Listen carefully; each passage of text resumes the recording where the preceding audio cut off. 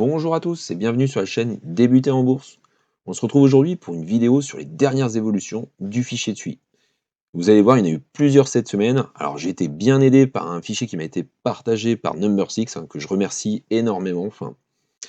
Et avant de démarrer, comme d'habitude, je vous rappelle que mon tableau de bord est en libre accès. Il n'y a pas d'inscription à réaliser, je ne vous demanderai pas votre adresse mail ou un numéro de téléphone. C'est vraiment du open source. Une fois que vous l'avez récupéré, vous en faites ce que vous voulez. Je vous laisserai comme d'habitude le lien dans la description. Voilà pour l'intro. Allez, c'est parti pour le détail.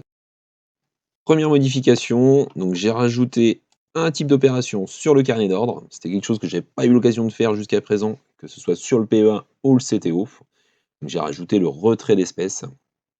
Donc ici, je mets juste le nom retrait. Bon, pour y mettre autre chose, ça bloquera en rien les formules. Ici, en une fois, la date et le montant. Donc toujours pareil, comme d'habitude. Ici, si vous avez besoin de rajouter, vous cliquez sur la petite flèche, ensuite le petit crayon. Habituellement, ici, je rajoutais en faisant le petit plus. Maintenant, je vais faire depuis une plage. Vous voyez ici que j'ai rajouté un onglet, l'onglet paramètres. Donc quand vous mettez depuis une plage, moi je suis venu chercher la colonne G. Et donc j'ai mis de G5 jusqu'à G35. Donc, vous voyez, si vous aviez besoin de rajouter un type d'opération, juste à rajouter une ligne ici. Vous faites OK, ça viendra se mettre sur la totalité de la colonne, hop, sur les carnets de notes de la colonne D. Bon, ça c'était la première chose. Premier impact qu'il va y avoir, donc ça va être sur l'onglet portefeuille. Donc sur l'onglet portefeuille, hop, je vais juste dézoomer un petit peu, on voit un peu mieux. Premier impact, ça va être sur les cases en face de l'apport, apport 2024, apport 2025. Vous voyez, je viens soustraire sur la formule, je viens soustraire toutes les lignes du carnet d'ordre qui ont le libellé retrait espèce. Donc en fonction de l'année 2024. Encore une fois, vous aurez le lien du fichier dans la description de la vidéo. Et si vous utilisez mon fichier déjà depuis quelques mois ou années, vous aurez juste à copier la formule et la remettre directement sur votre tableau de suivi à vous. Pareil pour l'apport 2025, pardon. Autre formule qui a été modifiée suite à ça, donc j'ai été sur l'évolution du portefeuille mensuel, pardon. J'ai modifié le montant d'apport. Donc ici, sur chacune des lignes, par contre, dans la colonne E, montant d'apport, j'étais obligé de rajouter encore une fois, c'est plus ou moins la même ligne, de toute façon, cette partie-ci, donc juste avant le égal et 0, faites le moins sum science, et comme ça, vous allez rechercher toutes les lignes où il y a le retrait espèce, et par contre, c'est par rapport à un mois dans l'année et une année. Donc on recherche par rapport à 2024 et par rapport au mois numéro 1, mois de janvier. Donc ça, vous êtes obligé de le faire sur chacune des lignes. Une fois que c'est fait, par contre, c'est enregistré. Vous voyez, j'ai fait un test sur le mois de février. Dans mon carnet d'ordre, j'ai mis un retrait. Vous voyez, retrait espèce 100 €, février 2025. Et quand je vais, hop, à l'évolution du portefeuille mensuel, j'ai bien, en montant d'apport, un retrait négatif. Parce que forcément, je viens soustraire au montant de l'apport ce que j'ai retiré. Ce qui me paraît plutôt logique. Après, vous pourrez me dire si vous n'êtes pas trop d'accord avec ça. Étape suivante, donc dans l'onglet dividendes. Onglet dividendes, donc j'ai sectionné également les deux la colonne non qui était sur deux colonnes, la colonne D et E. J'ai sectionné en deux pour pouvoir rajouter la colonne secteur d'activité. Ici, c'est pareil, comme d'habitude, j'ai fait une liste déroulante, donc clic droit dessus, vous faites un menu déroulant. Et après, j'ai été chercher depuis une plage. Donc la plage, par contre, je ne l'ai pas remise dans les paramètres, puisqu'elle existait déjà, j'avais déjà faite sur la répartition par secteur. Donc j'ai été chercher par rapport à tous les secteurs que j'avais nommés ici, donc en colonne D. Ce que j'ai fait par la suite, ici, j'ai rajouté le code de couleur. Évidemment, encore une fois, pour que vous ayez des couleurs différentes. Petite chose aussi, parce que je sais que je vais avoir la question, à mon avis. Vous voyez, quand vous faites j'étais dans dividende. Souvent, quand vous faites un menu déroulant, ça vous fait un truc pas forcément très joli, avec un rond un peu grisé. Enfin, la couleur, ça, c'est vous qui choisissez. Vous pouvez très bien changer, dans les options avancées, le style d'affichage. Vous voyez, par défaut, ça va être en chip.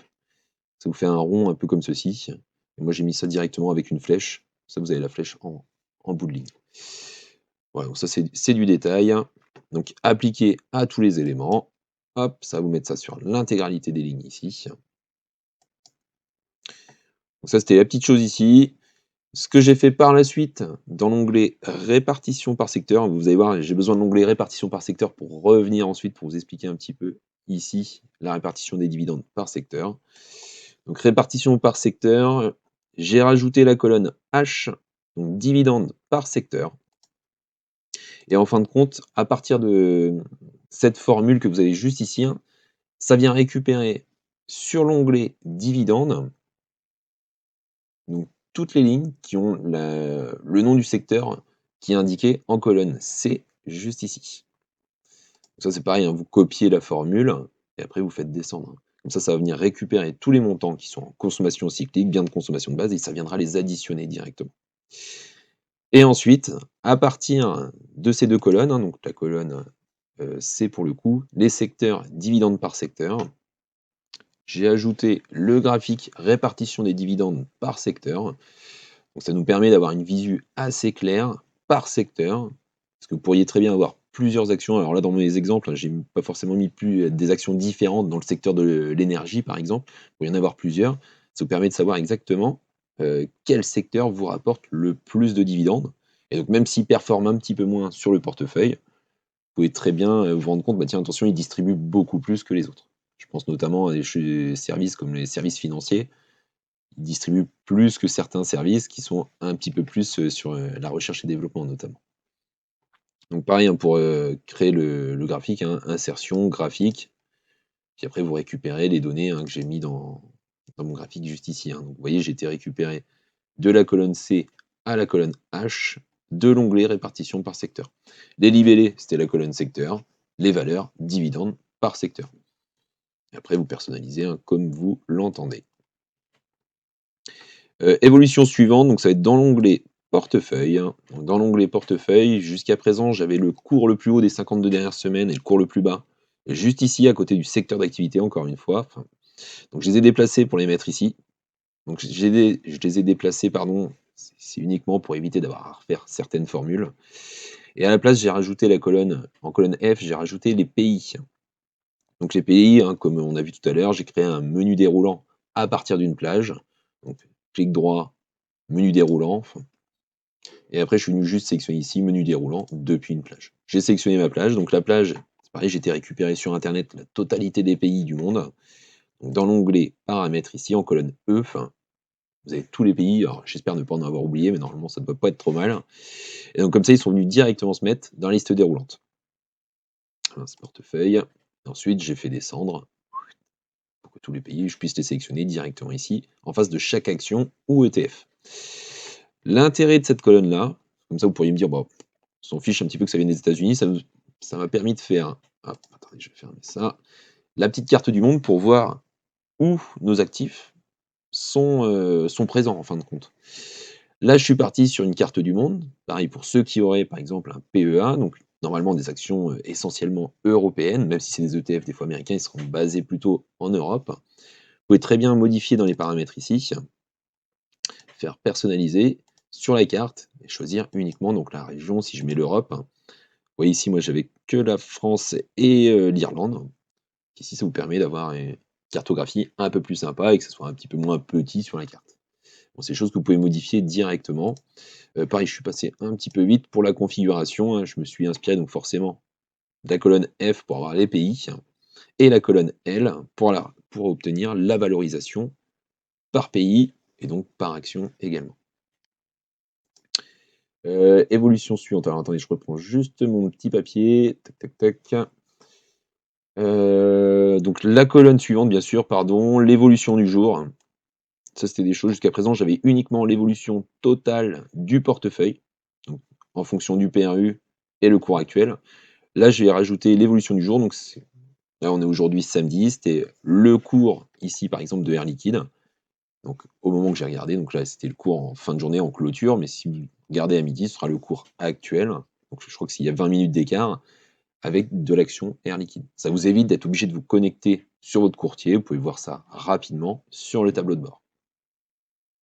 Ça, c'est une petite évolution. Donc encore une fois, hein, c'est tout bête, hein, vous copiez la formule juste ici.